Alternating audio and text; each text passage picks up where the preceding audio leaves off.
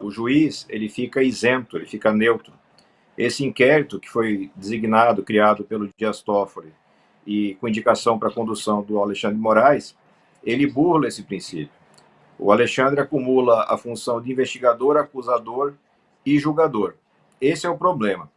Com relação aos fatos, eu concordo plenamente, eles precisam ser investigados, eles são gravíssimos, eles prejudicam a saúde pública, a democracia, a honra das pessoas, e a gente tem uma luta muito grande, muito clara de combate às fake news. Mas eu não posso querer criar e aceitar mecanismos de exceção quando me agradam e combater quando eles são contra a minha vontade. A gente tem que ter coerência. Essa é a minha posição com relação a isso. E é uma posição que lá do ano passado, não é nova, nem é com base em fatos recentes. Eu apresentei requerimentos com relação a isso, se eu não estiver enganado, ainda no primeiro semestre de 2019. E continuamos com a mesma opinião até agora. Quem mudou de opinião foi o Augusto Aras, quem mudou de opinião foi o hoje ministro da Justiça, Mendonça, e o próprio Bolsonaro e seus filhos. Mas o mais importante disso tudo é que esse inquérito do Supremo Tribunal Federal está nos conduzindo à identificação de uma organização criminosa abastecida com milhões de reais por determinados empresários e que tem a finalidade precípua de atacar pessoas do campo da política, da área do jornalismo, da área da justiça e também pessoas da área cultural, com a divulgação do que se convencionou chamar fake news, mas que, na verdade, são mentiras, são calúnias, são agressões, são injúrias e que precisam ser barradas no Brasil, porque, na verdade, elas já exercem um efeito profundamente danoso no país. Elas foram importantes na eleição de 2018, elas determinaram o resultado da eleição, e eu não estou falando só do segundo turno, não. Eu estou falando do primeiro turno.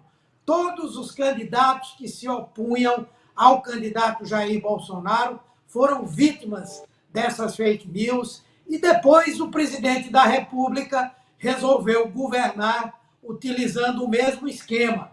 E, para isso, lança a mão de uma rede criminosa que define adversários, que define temas e que passa a atacar pessoas, instituições, comprometendo, inclusive, o Estado democrático de direito no Brasil. Então, eu considero e reputo que esse inquérito ele é talvez a maior contribuição que pode ser dada nesse momento à preservação da democracia no Brasil.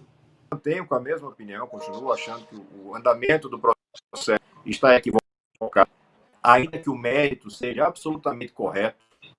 Eu não condenar abusos que me incomodam e aplaudir abusos que incomodam terceiros ou adversários. Mas isso está, de certa forma, superado. O Supremo já tem uma posição, como o próprio Humberto mencionou. O Supremo decidiu que sim, pode tocar a investigação dessa forma. E, nesse sentido, é muito importante agora a gente começar a prestar mais atenção nos fatos. São fatos concretos, objetivos, que você tem repasses de recursos de alto valor destinados a campanhas de difamação na rede.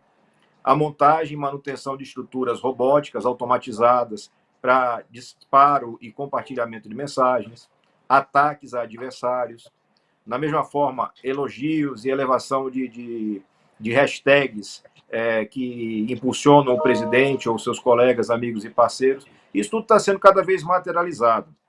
E é importante para o Brasil que seja. O Brasil precisa consolidar sua democracia em bases reais, não em bases falsas, não em bases pagas por alguém que a gente não sabe exatamente quem é, mas vai descobrir muito em breve.